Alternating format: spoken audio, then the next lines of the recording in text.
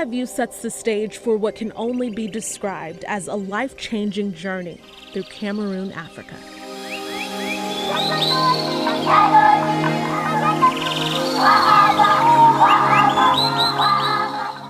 We have the mountain, we have the lakes, we have the ocean. So they call Cameroon Africa miniature. So everything you can see in Africa, you're going to find in a triangle, which is Cameroon. The lush greenery overlooks Yaoundé, the country's capital, also known as the City of Seven Hills.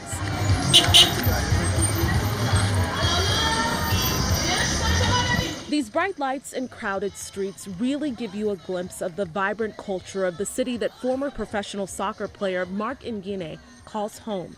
But despite its beauty, poverty casts a dark shadow on his native land. There's a health issue. It's not easy to people to go, to go to the hospital because sometimes it's expensive or there's no hospital in some villages. Walking down the streets here in the capital city of Cameroon, Africa, you'll find about one hospital every 25 miles. There are thousands in this area that it has to serve, but it's limited to only 150 people a week. So we traveled about 2 hours from the capital city of Yaoundé through winding roads to get to our first site, the remote village of Ayene. As soon as we arrived, they greeted us in French, and instantly, despite that language barrier among strangers,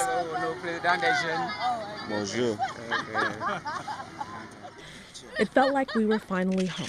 When we pulled up, I was thinking, wow, look at all of the smiling faces. They're so appreciative. And then my heart was exploding. Jessica Bunch is the founder of the Cameroon Dental Project. Jessica Bunch. It was about 3 years ago she traveled here and met humanitarian Mama Claire, the founder of RepCam, an organization that helps children whose parents are in prison. For many of those children living in a nation with almost 50% of its people in poverty, the absence of basic health care is their normal.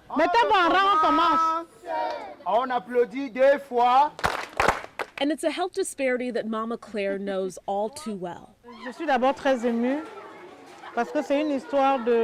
As we sat together, she told me it was an emotional day, coming back to her home village to give some help to those who need it most.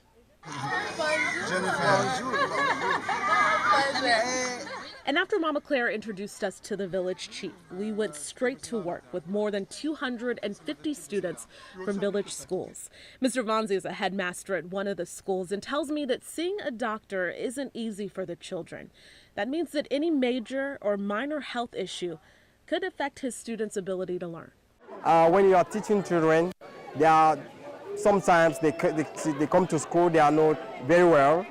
They are very sick because of the teeth. The teeth, they have a teeth ache. So they cannot listen to the teacher. They cannot do anything. And we had to turn their classroom into a makeshift clinic.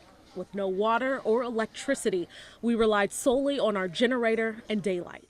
You don't have running water. You don't have water you can drink. So you have to be mindful of those things and just try to put everything together and make it work.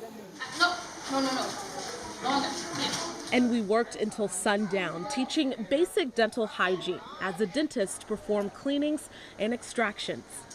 We were able to heal people from pain that they may have never been able to otherwise get out of.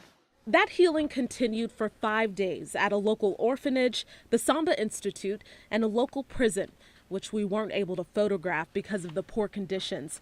But in the photos you do see, the smiles tell it all, that no matter what you have, sometimes love is all you need. It's beautiful. It's beautiful to be able to serve, to be able to see their smiling faces. They may not have much, but they seem happy, and I'm just happy to be here. That same sentiment shared by Dr. Lindsay Marks. This was a defining moment for her. You see, just weeks before this project, at a family reunion, she found out she has an even more personal connection to Cameroon. My genes are from right here in Cameroon. So for them to announce that at my family reunion was just like, what? The first mission trip that I will take out of the country is a place where I can go and serve my people. So to me, that was just like, it was like my steps were ordered to come here anyway. So now strangers have become more than just friends. And even with 5,000 miles between us, our unbreakable bond will last a lifetime. I have a new family. I have a new Cameroon family. Reporting in Cameroon, Africa, Jennifer Sanders, News Channel 9.